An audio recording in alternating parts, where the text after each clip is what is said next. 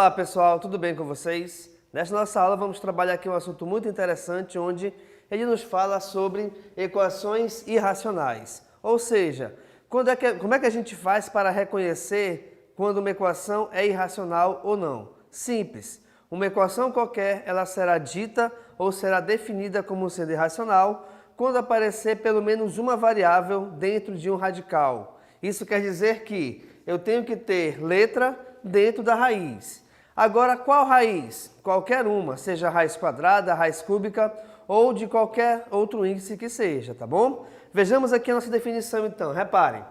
Equações irracionais são aquelas em que a variável se encontra inteira ao radical, ou seja, o x, que geralmente procuramos buscar, está dentro da raiz.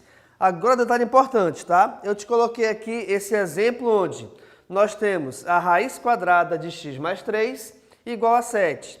Pode ser que, de repente, você veja outros tipos de equações irracionais, como, por exemplo, eu tenho, de repente, os dois membros localizados dentro de raiz. Desse tipo aqui.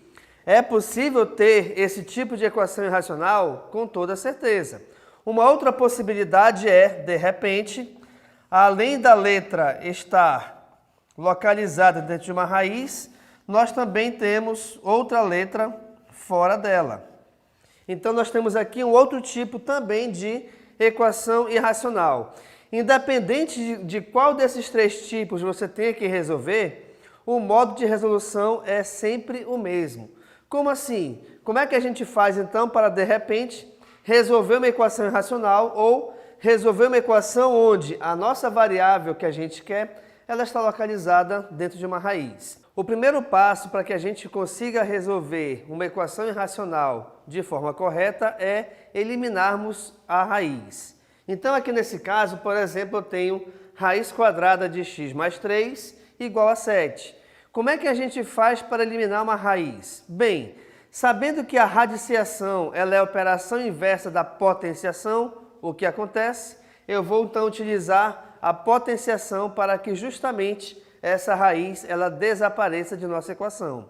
Vamos aqui à resolução então. Reparem, se eu tenho uma raiz quadrada, então eu vou elevar essa raiz ao quadrado. Por quê? Porque aqui nesse caso, reparem, quando não aparece nenhum índice, saibam que o índice da raiz é igual a 2. Bem, se eu tenho uma raiz, um radical no caso, né, com o índice igual a 2 e esse radical está elevado ao quadrado, basta você cancelar índice com expoente e o resultado você terá apenas o radicando, ou seja, apenas a expressão que está dentro da raiz.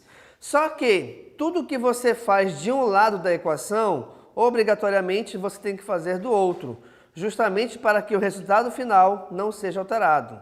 Então, se eu peguei o primeiro membro e elevei este primeiro membro ao quadrado, eu vou fazer a mesma coisa com o segundo membro. Por esse motivo que nós temos aqui, então, o 7 elevado ao quadrado. Então, continuando, olha só, de novo, raiz quadrada elevada ao quadrado, some todo o radical nesse caso, só fica com o radicando, ou a expressão que está dentro da raiz, que nesse caso é igual a x mais 3. Resolvendo o 7 ao quadrado, não se esqueçam que 7 ao quadrado equivale a 7 vezes 7, cujo resultado, opa, ficou um pouquinho feio aqui, cujo resultado é igual a 49. Por esse motivo, eu tenho então x mais 3 igual a 49. E aí, reparem que a equação que antes era irracional, ela se tornou agora uma equação de primeiro grau. Tu pode perguntar assim, professor, sempre que a gente eliminar a raiz, ela vai se tornar uma equação de primeiro grau? Não, não sempre. Depende muito do radicando que você tem ou até mesmo do valor que você tem no segundo membro, tá? Então vamos lá. Então aqui tem x mais 3 igual a 49. Como eu quero achar o valor de x, pessoal? Obrigatoriamente, essa variável ela tem que ficar sozinha no primeiro membro. Automaticamente, o 3 tem que sair de perto dela. De que maneira? Se esse 3 aqui é positivo e ele tem que passar para o segundo membro, sempre quem troca de membro ou quem troca de posição em relação à igualdade, automaticamente e obrigatoriamente terá que trocar de sinal. Por esse motivo, então, esse 3 que aqui é positivo passará ao segundo membro de forma negativa. E aí, o que a gente faz? Resolve esta subtração. Nesse caso aqui, 49 menos 3, o valor de x é igual a 46. Com isso, a gente finaliza a nossa questão. Mas cuidado, toda vez que você resolver uma equação irracional, tá?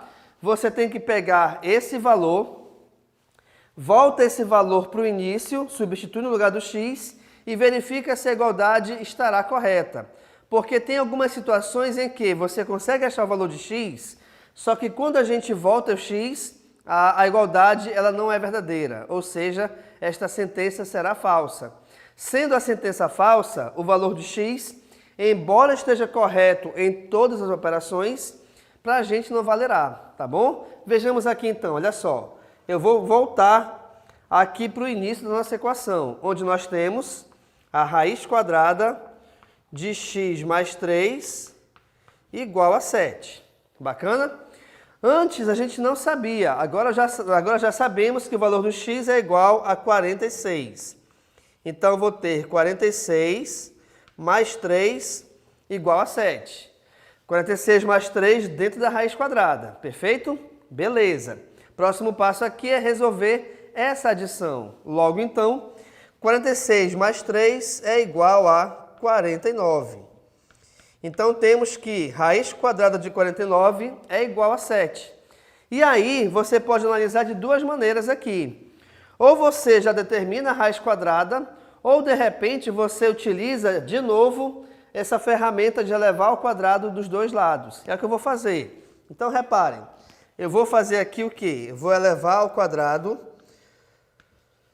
os dois membros da nossa equação, tá? Sendo assim, raiz quadrada elevada ao quadrado, esquece o radical e fica somente com o valor que está dentro dele. Nesse caso, 49. 7 ao quadrado nós acabamos de ver que é igual a 7 vezes 7, cujo resultado vale 49. Então, reparem, gente, que devido a essa igualdade ser verdadeira, ou seja, os dois membros dessa igualdade são iguais, o que acontece? Devido a isso, então, realmente eu posso afirmar que o valor de x, que torna essa equação verdadeira, é 46. Sendo assim, portanto, o conjunto solução desta equação é igual a 46, tá? Sempre lembrando que toda e qualquer equação, independente do seu tipo, seja equação de primeiro grau, segundo grau, irracional, biquadrada, tanto faz.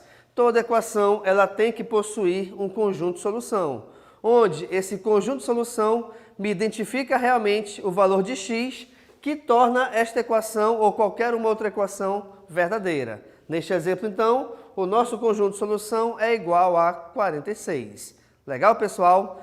Com isso, então, a gente finaliza aqui a nossa aula sobre equações irracionais, onde eu te mostrei, primeiramente, a definição e a identificação de uma equação irracional, onde ela será desse tipo quando tiver variável ou tiver letra dentro de um radical qualquer, tá? E para resolvermos, a gente utiliza a regra da potenciação, que é a operação inversa da radiciação. Não esquecendo também que, ao achar o valor de x, você tem que fazer a prova real para verificar se realmente esta sentença é verdadeira ou não. Sendo assim, então, muito obrigado e tchau.